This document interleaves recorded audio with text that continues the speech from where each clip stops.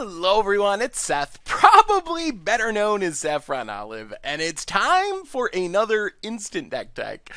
So today is Tuesday, which means Type 2 or Standard Tuesday, and it's been kinda slim pickings to find crazy standard decks the last couple weeks, but do we have a doozy today? This deck is super absurd, and oh man, it is just so crazy. So this is Splendid Retreats recently took Sashi Minero to an undefeated finish in the infamous small Japanese tournament, but congrats to Sashi on their finish with the deck. A quick reminder before we break down the deck: if you enjoy this deck and you want to see it made into videos, take a minute, click the like button, the subscribe button, leave a comment, anything you can do to support your deck, because whichever deck is most popular gets a shot at being made into videos next week. So the basic idea of this deck is to get a bunch of lands on the battlefield, or in your graveyard, because then they can go from your graveyard to the battlefield. The main idea of this deck is to use Splendid Reclamation to reanimate a whole bunch of lands at once.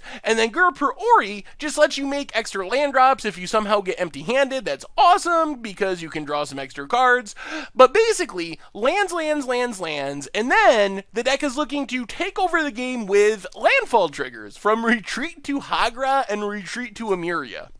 So Retreat to Hagra can just kind of drain your opponent down, can also give a creature Death Touch, and there's a really cool trick we can do with that we're going to talk about in a minute. I'm super excited about that. Retreat to Emeria, on the other hand, is the Army in a Can card. Your land drops can make you 1/1 ally tokens, and then you can switch into beatdown mode, and every time a land enters the battlefield, your creatures get +1/+1. So if you can get 4 or 5 lands in your graveyard with Splendid Reclamation, maybe make an extra land drop with Gur Per Ori, you can theoretically get 5 or 6 landfall triggers in a turn, drain your opponent a bunch, pump up all your creatures, and get in a huge attack and win the game that way. The combo that I'm super excited about with this deck comes from kind of our land payoff. So we talked about the retreats. Those are the primary payoffs.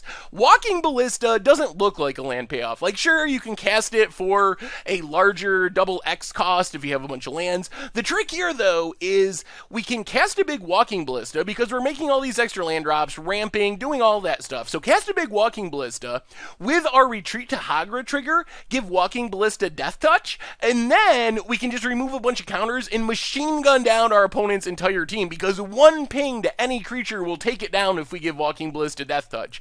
Tireless Tracker just makes us a ton of clues. We can sack them to draw some cards, make Tireless Tracker big, so it's another one of our payoff cards for having all these lands entering the battlefield.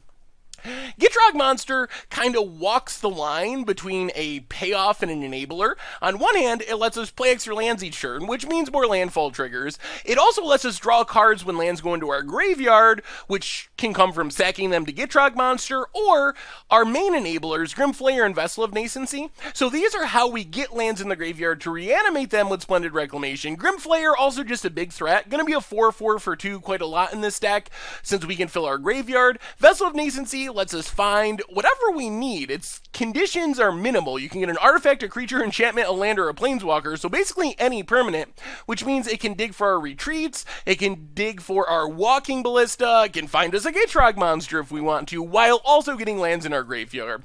We also just have one World Breaker, a little bit weird, but it keeps coming back from the graveyard. It does allow us to sacrifice lands to trigger Gitrog Monster and then get those lands back from the graveyard, so there's some synergy there, and it's just a really big creature.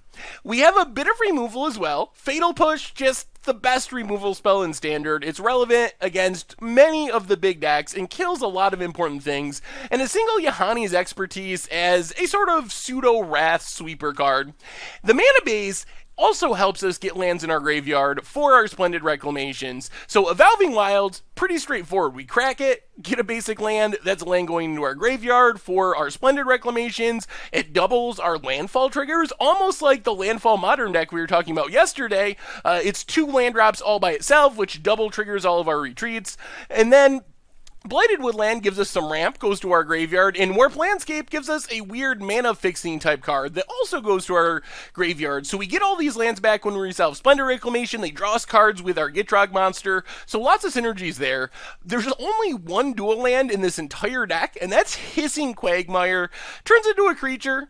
Death Touch is relevant to take down big things. The rest of the mana base is all basic lands, which makes sense with all the Evolving Wilds and Warp Landscapes and Blighted Woodlands. We have lots of ways to tutor up these lands, and a single waste works well with our World Breaker. As far as the sideboard, we get some discard in Collective Brutality and Transgress the Mind, a bunch more removal, Sweepers and Yahani's Expertise and Planar Outburst, Anguish Unmaking, gets about anything, vehicles, creatures, planeswalkers. Sky Sovereign shoots down a lot of targets and is a big flyer.